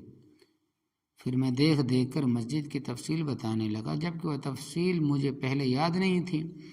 تمام لوگوں نے تفصیلات سن کر بیک زبان ہو کر کہا کہ جہاں تک مسجد کی علامات اور تفصیلات کا تعلق ہے سو اللہ تبارک و تعالیٰ کی قسم وہ تو آپ نے سب ٹھیک ٹھیک بتائی ہے۔ بعد نے اس طرح ذکر کیا ہے کہ صبح کے بعد آپ نے یہ واقعہ قریش کے سامنے بیان کیا، سن کر حیران ہو گئے، کسی نے تعجب سے سر پر ہاتھ رکھ لیا، کسی نے تالیاں بجائی اور تعجب سے کہنے لگے ایک ہی رات میں بیت المقدس جا کر واپس بھی آ گئی، واہ یہ کیسے ممکن ہے؟ جو لوگ بیت المقدس دیکھے ہوئے تھے انہوں نے بطور امتحان بیت المقدس کی علامتیں دریافت کرنا شروع کر دی۔ اللہ تبارک و تعالیٰ نے بیت المقدس کو آپ کی نظروں کے سامنے کر دیا۔ کافروں نے سوالات شروع کیے، آپ اس کو دیکھتے جاتے تھے، ان کے سوالات کا جواب دیتے جاتے تھے، یہاں تک کہ جب کوئی بات پوچھنے کی باقی نہ رہی تو یہ کہا کہ اچھا راستے کا کوئی واقعہ بتاؤ۔ آپ نے فرمایا کہ واپسی کے سفر میں مقام روحا پر ایک قافلہ ٹھہرا ہوا تھا جو ملک شام سے مکہ مکرمہ واپس آ رہا تھا، ان کا ایک اونٹ گم ہو گیا تھا جو میرے بتلانے سے مل گیا۔ پھر میں معراج کے سفر سے واپس آیا، اور ان کے پاس پہنچا تو میں نے انہیں سوتا ہوا پایا، اور ان کا ایک برتن تھا جس میں پانی تھا، اس کو ڈھانک رکھا تھا، میں نے ڈھکنا اتار کر اس کا پانی پیا، پھر اسی طرح اس کو ڈھک دیا۔ آپ نے فرمایا کہ 3 دن کے بعد انشاءاللہ تبارک و تعالیٰ قافلہ مکہ مکرمہ پہنچ جائے گا، اس میں ایک خاکی رنگ کا اونٹ سب سے آگے ہوگا، جس پر 2 بورے لدے ہوں گے، ایک کالا اور دوسرا دھاری دار۔ چنانچہ تیسرے دن وہ قافلہ اسے شان سے مکہ مکرمہ میں داخل ہوا، اور قافلہ والوں نے اونٹ کے گم ہونے کا واقعہ بھی بیان کیا اور کہا یہ واقعہ بالکل صحیح ہے، اس وادی میں ہمارا اونٹ بھاگ گیا تھا جو بعد میں مل گیا۔ انہوں نے یہ بھی بتایا کہ ہم نے ایک برتن میں پانی بھر کر ڈھک دیا تھا، جو بعد میں ڈھکا ہوا تو ملا لیکن اس میں پانی نہیں تھا، جس سے آپ کی تصدیق ہوئی۔ ایک روایت میں ہے کہ آپ صلی اللہ علیہ وسلم نے راستے کی نشانی یہ بتلائی کہ مجھے مقام ذی طویٰ میں ایک تجارتی قافلہ ملا جو شام سے آ رہا ہے، وہ بدھ کی شام تک مکہ مکرمہ پہنچ جائے گا۔ جب بدھ کا دن ہوا تو قافلہ نہ پہنچا، یہاں تک کہ سورج ڈوبنے کے قریب ہوا تو آپ نے اللہ تبارک و تعالیٰ سے دعا کی۔ اللہ تبارک و تعالیٰ نے کچھ دیر کے لیے سورج کو غروب ہونے سے روک دیا، یہاں تک کہ وہ قافلہ آپ کی اطلاع کے مطابق اسی روز مکہ مکرمہ پہنچ گیا۔ ان واقعات سے آپ کا سچا ہونا ثابت ہو گیا، اور قریش کے لوگوں نے آپ کا سچا ہونا آنکھوں سے دیکھ لیا اور کانوں سے سن لیا، لیکن انہیں ماننا نہ تھا، اس لیے نہ مانا اور اپنی ضد پر قائم رہے، بلکہ ولید ابن مغیرہ نے یہ سب سن کر اور دیکھ کر کہا یہ جادو ہے، اور لوگوں نے کہا کہ ولید تو سچ کہتا ہے۔ کچھ لوگ حضرت ابوبکر صدیق رضی اللہ تعالیٰ عنہ کے پاس پہنچے اور کہنے لگے لیجئے حضرت، آپ کے دوست محمد صلی اللہ علیہ وسلم نے ایک نئی کہانی سنائی ہے۔ وہ کہتے ہیں کہ میں آج رات بیت المقدس گیا، وہاں سے آسمانوں کی سیر کرتا ہوا اور جنت و دوزخ کو دیکھتا ہوا صبح سے پہلے واپس آ گیا، کیا تم اس کی بھی تصدیق کرو گے؟ حضرت ابوبکر صدیق رضی اللہ تعالیٰ عنہ نے جواب دیا کہ سیدنا محمد صلی اللہ علیہ وسلم اللہ تبارک و تعالیٰ کے پیغمبر ہے اور رسول ہے، اور جو کچھ بھی فرمائیں سچ ہے، اور جب ایک لمحے میں ان پر آسمان سے وحی کا اترنا میں نے مان لیا تو آن کی آن میں آسمانوں کی سیر پر ایمان لانا کون سی بڑی تعجب کی بات ہے، میں اس کی تصدیق کرتا ہوں۔ اس کے بعد آپ اپنی جگہ سے اٹھے اور نبی کریم صلی اللہ علیہ وسلم کی خدمت میں حاضر ہوئے، عرض کیا حضور میں نے بیت المقدس کو دیکھا ہوا، آپ بیان فرمائیں آپ نے کیا دیکھا ہے؟ آپ نے وہاں کے حالات اور واقعات بیان کرنا شروع کیے، اور حضرت ابوبکر صدیق رضی اللہ تعالیٰ نے عرض کرتے رہے بے شک سچ ہے، واقعی درست ہے۔ اسی وقت سے آپ کا لقب صدیق ہو گیا، اور انہوں نے ایمان و تصدیق کی دولت سے اپنا دامن بھر لیا۔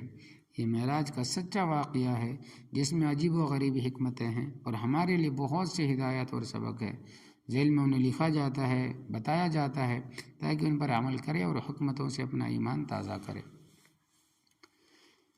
اللہ تبارک و تعالیٰ نے معراج کے واقعہ کو سبحان الذی اسری بعبدہ لیلا سے بیان شروع کیا، تاکہ کوئی شخص یہ نہ سمجھے کہ واقعہ محال اور ناممکن ہے، بلکہ اللہ تبارک و تعالیٰ کی لامحدود قدرت کے سامنے کوئی مشکل نہیں۔ جب روزانہ لاکھوں ملائکہ صبح و شام زمین سے آسمان اور آسمان سے زمین پر اترتے جاتے ہیں، آتے جاتے ہیں، تو نبی کریم صلی اللہ علیہ وسلم کا جبرائیل امین کے ذریعے آسمانوں پر جانا کچھ مشکل نہیں ہے، اور ایک مثال سے بھی اس کو سمجھ سکتے ہیں۔ جب ہمارے خیال میں من جانب اللہ اتنی طاقت ہے، وہ ایک لمحے میں آسمان پر چلا جاتا ہے، بلکہ اس سے بھی آگے جا سکتا ہے اور آ سکتا ہے، تو نبی کریم صلی اللہ علیہ وسلم کو ایک رات میں معراج ہونا بلا شبہ ممکن ہے۔ اس آیت میں اس طرح بھی اشارہ ہے کہ معراج کا کوئی واقعہ کوئی معمولی واقعہ نہیں، بلکہ عظیم الشان معجزہ ہے، جس میں اللہ تبارک و تعالیٰ نے اپنی قدرت کاملہ سے نبی کریم صلی اللہ علیہ وسلم کو بیداری کی حالت میں اپنے مبارک جسم کے ساتھ آسمانوں کی سیر کرائی۔ تمام صحابہ و تابعین رضی اللہ تعالیٰ عنہ اور سلف صالحین کا یہی عقیدہ ہے۔ مسجد الحرام سے بیت المقدس تک جانے کا ذکر قرآن کریم میں ہے، اس لیے اس کا انکار کرنے والا کافر ہے، اور اس میں تعویل کرنے والا بدعتی ہے، اور بیت المقدس سے آگے جانے سے انکار کرنے والا اور تعویل کرنے والا بدعتی اور گمراہ ہے۔ حضرات علماء کرام نے فرمایا کہ نبی کریم صلی اللہ علیہ وسلم تواضع کے اعلیٰ مقام پر فائز تھے۔ اس تواضع کی وجہ سے اللہ تبارک و تعالی نے نبی کریم صلی اللہ علیہ وسلم کو 2 فضیلتیں عطا فرمائی ہیں۔ ایک یہ کہ اللہ تبارک و تعالی کی بارگاہ میں عاجزی اور تواضع کرنے کی وجہ سے معراج کی دولت عطا کی، اور دوسرے مخلوق کے ساتھ تواضع اختیار کرنے کی وجہ سے دولت شفاعت عنایت فرمائی۔ ہمارے لیے اس میں یہی تعلیم اور سبق ہے کہ تواضع اختیار کرے، عاجزی انکساری اختیار کرے، اور دنیا و آخرت کی رفعت اور بلندی حاصل کرے۔ معراج کے واقعے میں اللہ تبارک و تعالی نے حضور اقدس صلی اللہ علیہ وسلم کی شان عبدیت کو بیان فرمایا کہ آپ نے نبی اور رسول ہونے کی صفت کو بیان نہیں کیا۔ وجہ یہ ہے کہ معراج میں بندہ سب کو چھوڑ کر اپنے آقا و مولا کی بارگاہ کی طرف جا رہا تھا، اس کے لیے عبدیت ہی کا ذکر مناسب ہے، جبکہ نبوت و رسالت کے معنی ہیں بندے کا اللہ تبارک و تعالیٰ کی طرف سے بندوں کی طرف آنا۔ یہ معنی معراج کے مقام کے مناسب نہیں۔ حضرت امام راضی رحمۃ اللہ علیہ سے منقول ہے کہ شب معراج میں اللہ تبارک و تعالیٰ نے نبی کریم صلی اللہ علیہ وسلم سے دریافت فرمایا کہ آپ کو کون سا لقب اور کون سی صفت سب سے زیادہ پسند ہے؟ آپ صلی اللہ علیہ وسلم نے فرمایا کہ صفت عبدیت، یعنی آپ کو اللہ تبارک و تعالیٰ کا بندہ ہونا سب سے زیادہ محبوب۔ اس لیے جب صورت نازل ہوئی تو اسی پسندیدہ لقب کے ساتھ نازل ہوئی۔ اسرا کے معنی اگرچہ رات میں لے جانے کے ہیں، لیکن اس کے ساتھ لیلا کا لفظ بڑھانا اس طرح اشارہ کرنے کے لیے ہے کہ اللہ تبارک و تعالیٰ نے اپنی قدرت سے رات کے تھوڑے سے حصے میں نبی کریم صلی اللہ علیہ وسلم کو زمین و آسمان، جنت و جہنم، دیگر مقامات وغیرہ کی سیر کرا دی۔ اور رات کا ذکر اس لیے فرمایا کہ عام طور پر رات کا وقت خلوت اور تنہائی کا وقت ہوتا ہے، اس میں بلانا اور زیادہ قریب فرمانے اور خاص فرمانے کی دلیل ہے۔ مسجد حرام سے مسجد اقصیٰ تک لے جانے میں شاید یہ حکمت ہو کہ مسجد حرام اور مسجد اقصیٰ دونوں قبلوں کے انوار و برکات حاصل ہو، اور وہاں بنی اسرائیل کے انبیاء کرام علیہ السلام کو جمع فرمایا تاکہ ان کے فضائل اور کمالات بھی نبی کریم صلی اللہ علیہ وسلم میں جمع ہو جائے۔ اس طرف بھی اشارہ ہو جائے ان قریب بنی اسرائیل کا قبلہ بیت المقدس بھی بنی اسماعیل کے قبضے میں دے دیا جائے گا، اور نبی کریم صلی اللہ علیہ وسلم کی امت دونوں قبلوں کی انوار و برکات حاصل کرے گی۔ مسجد اقصیٰ میں حضرت انبیاء کرام علیہ السلام اور ملائکہ عظام کا نبی کریم صلی اللہ علیہ وسلم کے اقتداء میں نماز ادا کرنے سے دراصل عملی طور پر یہ دکھانا مقصود تھا کہ واقعتاً نبی کریم صلی اللہ علیہ وسلم تمام انبیاء مرسلین علیہ السلام کے سردار اور امام ہے، اور اللہ تبارک و تعالیٰ کی بارگاہ کے مقربین ملائکہ وغیرہ بھی اپنی آنکھوں سے اس کا مشاہدہ کر لیں۔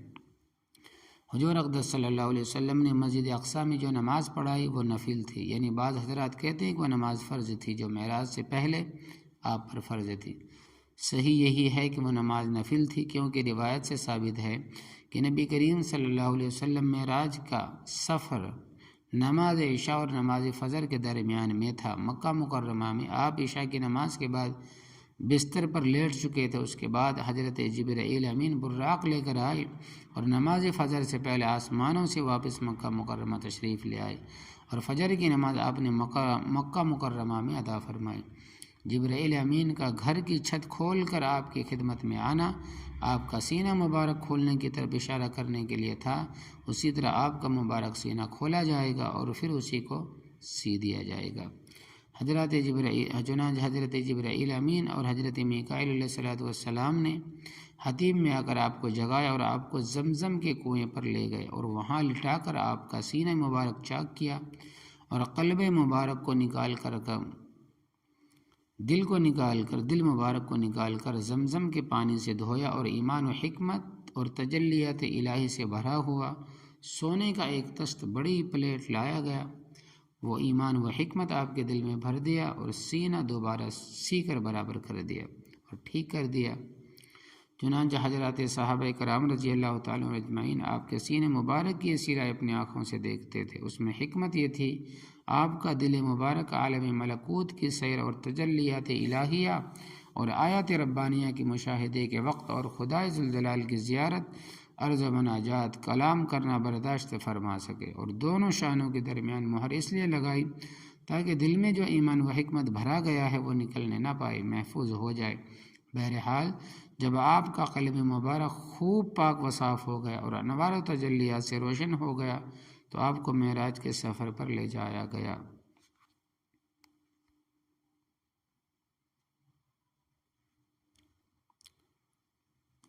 بیت المقدس پہنچ کر آپ کے براق کو ایک گول کڑے سے باندھ دیا گیا۔ اس سے معلوم ہوا کہ جائز اسباب اختیار کرنا اور احتیاط سے کام لینا جائز ہے، یہ توکل کے خلاف نہیں ہے،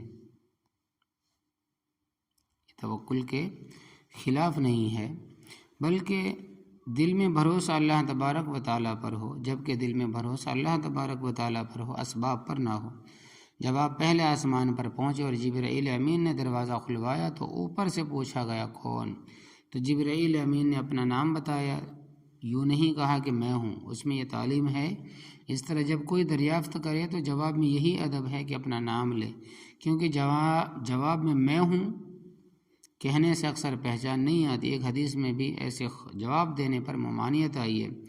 اس واقعے میں تعلیم بھی ہے کہ جب کسی کے گھر جائے تو اجازت لے کر اندر جائیں، خواہ مردانہ حصے میں جائیں، بلا اجازت نہ جانا چاہیے۔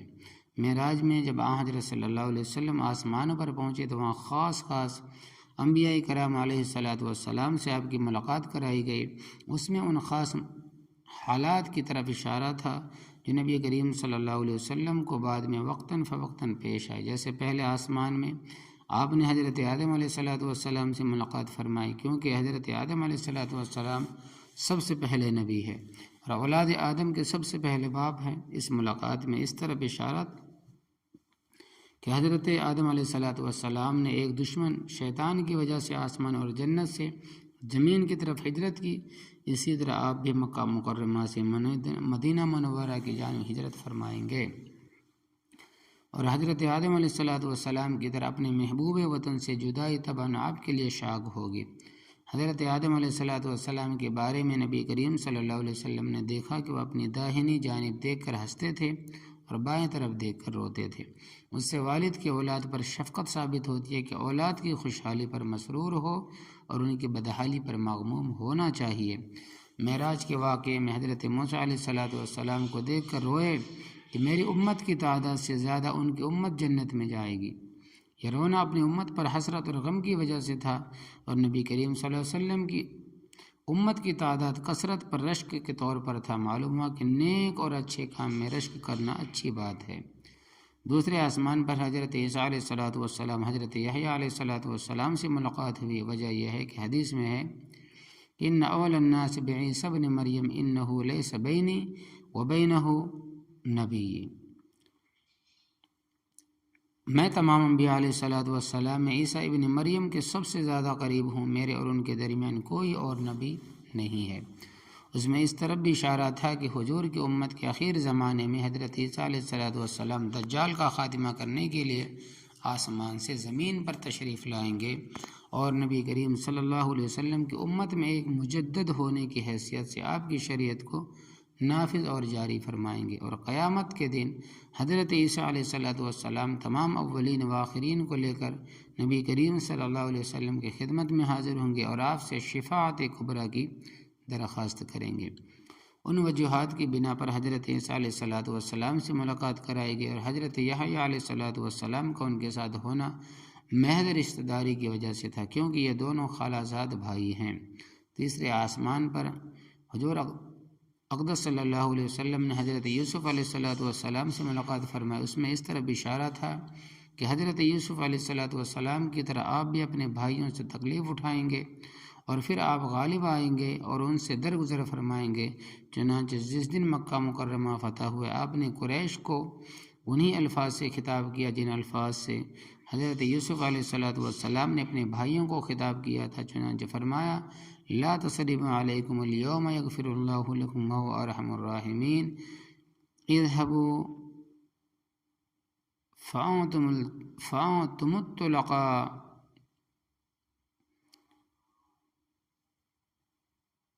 العتقاء، آج تم پر کوئی علامت نہیں، کوئی ملامت نہیں، کوئی پریشانی نہیں، اللہ تبارک و تعالیٰ تمہیں معاف فرمائے اور وارحم الراحمین ہے، جاؤ تم سب آزاد ہو۔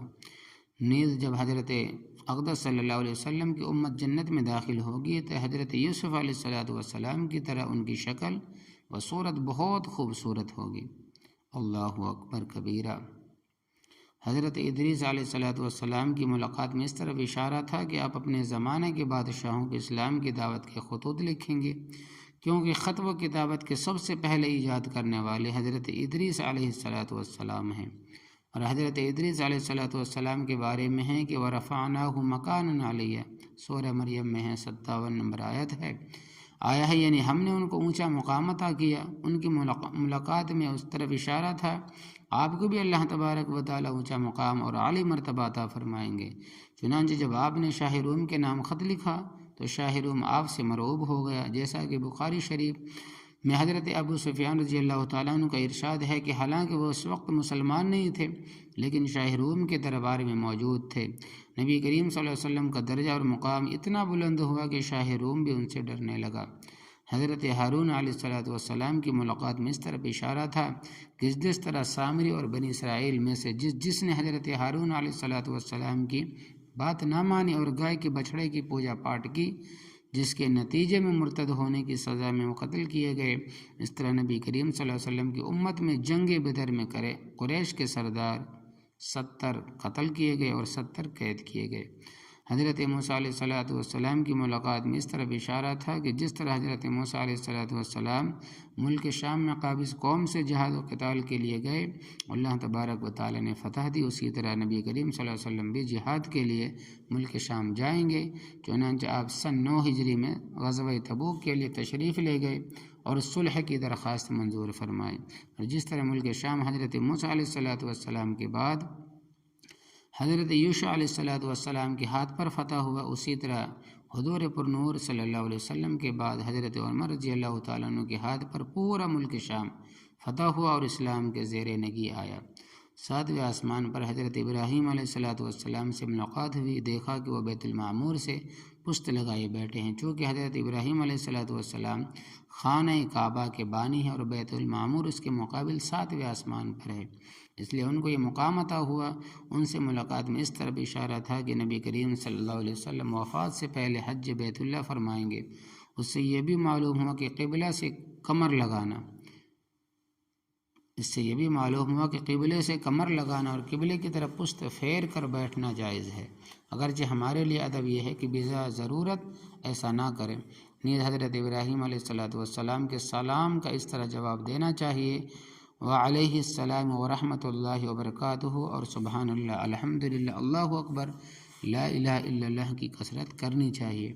پھر 7ویں آسمان سے سدرۃ المنتہا تک تشریف لے گئے، جس میں فتح مکہ کی طرف اشارہ تھا جو سن 8 ہجری میں فتح ہوئے، اور سدرۃ المنتہا سے مقام صریف الاقلام قلموں کے لکھنے کی آواز کی جگہ پہنچے۔ غزوہ تبوک کی طرف اشارہ تھا جو سن 9 ہجری میں پیش آیا، جیسا کہ اوپر لکھا گیا۔ اس کے بعد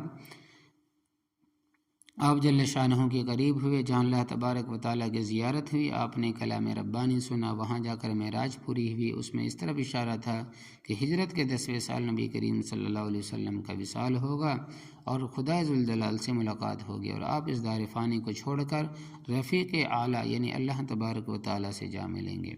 نبی کریم صلی اللہ علیہ وسلم کا حضرات انبیاء کرام علیہ السلام کے بیت المقدس میں زیارت کرنا، ان کی امامت فرمانا اور آسمانوں میں ان سے ملاقات کرنا، یہ سب نبی کریم صلی اللہ علیہ وسلم کے اعجاز و اکرام کے لیے تھا۔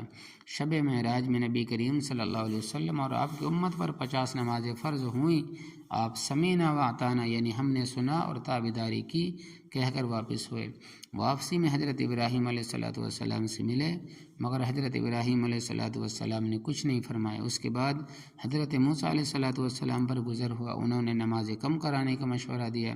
اس کی وجہ یہ تھی کہ حضرت ابراہیم علیہ السلام اللہ تبارک و تعالیٰ کے خلیل ہے، جو رضا و تسلیم، عجز و انکساری، نیاز مندی کے اعلیٰ مقام پر فائز تھے، اس لیے حضرت ابراہیم علیہ السلام نے خاموش اختیار فرمائی، اور حضرت موسیٰ علیہ السلام اللہ تبارک و تعالیٰ سے ہم کلام ہونے کے مقام پر فائز ہے جو مقام ناز ہے، اس لیے نماز کم کرانے کا مشورہ دیا۔ اس طرح خلیل اللہ خاموش رہے اور کریم اللہ بولے، سبحان اللہ، کیا حکمت ہے۔ حضرت موسیٰ علیہ السلام کے مشورے کی بنا پر نبی کریم صلی اللہ علیہ وسلم بار بار نماز کم فرمانے کی درخواست کرتے رہے، آخرکار 5 رہ گئی۔ اس کے بعد نبی کریم صلی اللہ علیہ وسلم نے فرمایا اب مجھ کو شرم آتی ہے۔ اس کی وجہ یہ ہے کہ 50 نمازوں میں 9 مرتبہ آپ نے اللہ تبارک و تعالیٰ سے نمازیں کم کرنے کی درخواست کی۔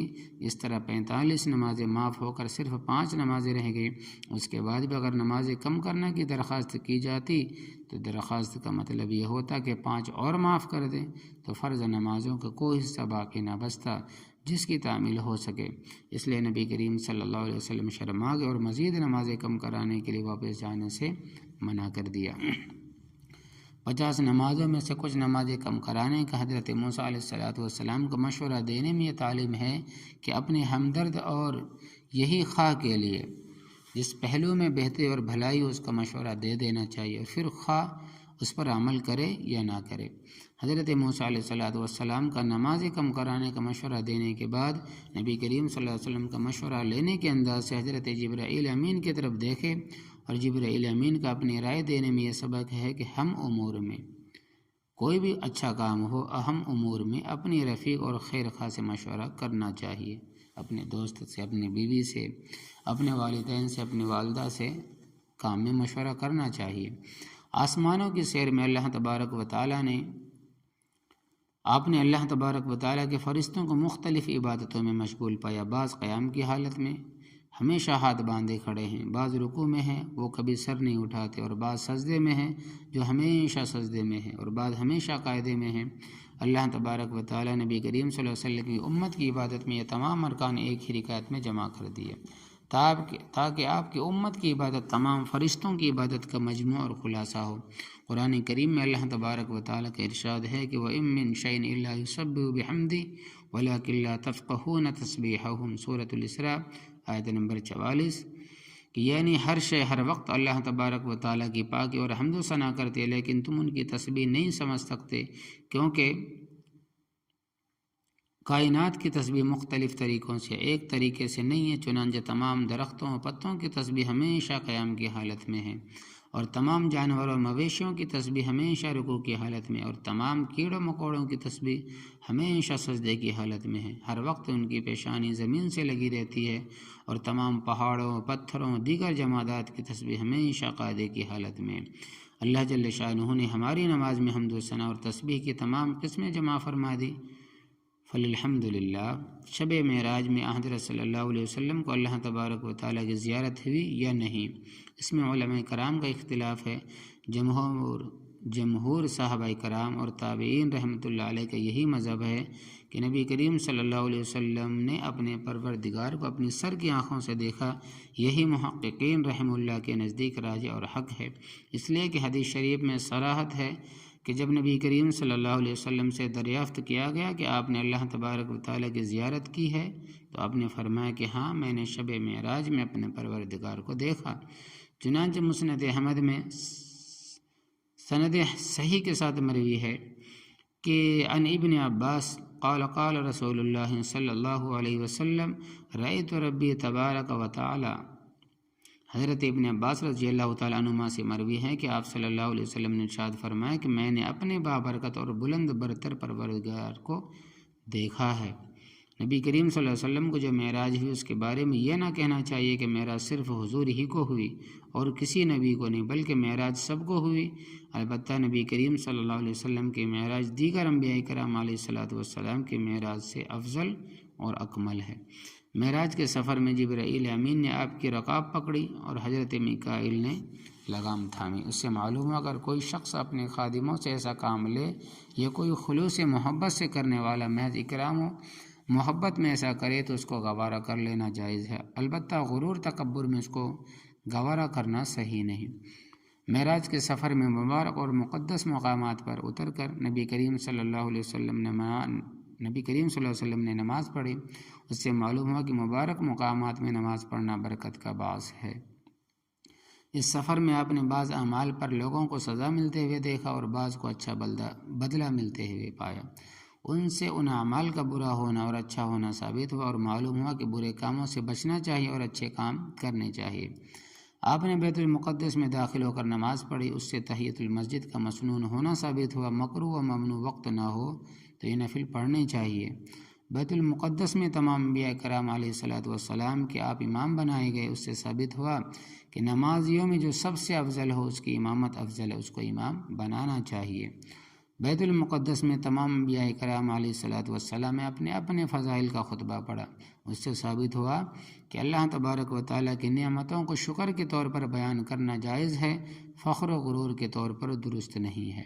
جب آپ بیت المقدس سے باہر تشریف لائے اور آپ کو پیاس لگی تو 4 قسم کے مشروب پیش کیے گئے، آپ نے ان میں سے دودھ والا پیالہ لے لیا، اس سے کھانے پینے میں فراخی کرنے کا جائز ہونا ثابت ہوا، خاص طور پر مہمانوں کے لیے۔ اور ان 4 پیالوں کے پیش کرنے میں نبی کریم صلی اللہ علیہ وسلم کا امتحان لینا مقصود تھا، تو اس سے ثابت ہوا کہ دین میں امتحان لینا جائز ہے۔ اس سفر میں فرشتوں نے نبی کریم صلی اللہ علیہ وسلم کو دونوں طرف سے گھیرا ہوا تھا، اس سے ہمیں معلوم ہوا کہ اگر اکرام کے لیے خادم دونوں جانب سے گھیرے ہوں تو اس میں کوئی حرج نہیں ہے، جائز ہے۔ اس سفر میں فرشتوں نے آپ سے عرض کیا حجامہ ضرور کرائیں، اور یہ ایک طریقہ علاج ہے جو آج کل بھی ہوتا ہے۔ حجامہ اس میں متعدد بیماریوں کا علاج اور مفید ہے۔ نبی کریم صلی اللہ علیہ وسلم نے بھی حجامہ کروایا ہے، اس نیت سے کروانے میں سنت کا بھی ثواب ہے۔ جب آپ آسمانوں پر پہنچے تو فرشتوں نے اور انبیاء کرام علیہ الصلوۃ والسلام نے آپ کو مرحبا کہا، اس سے معلوم ہوا کہ مہمان کا اکرام اس کے آنے پر خوشی کا اظہار کرنا چاہیے، اور آسمانوں میں انبیاء علیہ الصلوۃ والسلام سے ملاقات پر آپ نے ان کو سلام کیا، اس سے معلوم ہوا کہ آنے والا بیٹھنے والے کو سلام کرے اگرچہ آنے والا افضل ہو۔ شب معراج میں آپ نے دوسرے انبیاء کرام علیہ الصلوۃ والسلام کے فضائل اور کمالات کا ذکر کر کے اپنے لیے دعا فرمائی، اس سے معلوم ہوا کہ مقام قرب میں پہنچ کر دعا کرنے کی فضیلت، اس لیے دل اور جان سے دعا کرنی چاہیے۔ حضرت موسیٰ علیہ الصلوۃ والسلام نے نبی کریم صلی اللہ علیہ وسلم کو نمازوں کی تعداد میں کمی کرانے کا مشورہ دیا، اس سے معلوم ہوا کہ نیک مشورہ دینا خیر کا ہی کرنا چاہیے، اگرچہ جس کو مشورہ دیا جائے وہ اپنے سے رتبے میں بڑا ہو۔ اور نبی کریم صلی اللہ علیہ وسلم نے نمازیں کم کرانے کا مشورہ قبول کیا، اس پر عمل کیا، اس سے معلوم ہوا کہ مفید مشورہ قبول کرنا چاہیے۔ معراج کے واقعے کے آخر میں حضرت صدیق اکبر رضی اللہ تعالیٰ عنہ نے نبی کریم صلی اللہ علیہ وسلم کی خدمت میں حاضر ہو کر بیت المقدس کے حالات پوچھے۔ اس کا مقصد تھا کہ میری تصدیق کرنے سے کافر بھروسہ کریں گے۔ اس سے معلوم ہوا کہ اہل حق اور اہل باطل کی گفتگو کے وقت حق کی تائید کے لیے ظاہر مخالف کا طرفدار بن کر جانا بھی جائز ہے۔ معراج کا مذکورہ واقعہ بلا شبہ برحق اور سچا ہے جو قرآن و سنت سے ثابت ہے، لیکن معراج کی رات کون سی ہے یہ حتمی طور پر طے نہیں ہے، اس لیے اس میں 10 اقوال ہے، اور اس میں اس رات کی نسبت سے عبادت کرنے کی کوئی خاص فضیلت نہیں ہے، اس لیے حضرت صلی اللہ علیہ وسلم اور صحابہ کرام رضی اللہ تعالی عنہم سے اس رات میں جاگنا اور غیر معمولی اور اضافی عبادت کرنا ثابت نہیں ہے، لہذا اس رات میں جاگنے کا خاص اہتمام کرنے اور خاص طریقوں سے عبادت کرنے اور نفلیں پڑھنے اور 27 رجب کا روزہ رکھنے سے بچنا چاہیے۔ اللہ تبارک و تعالی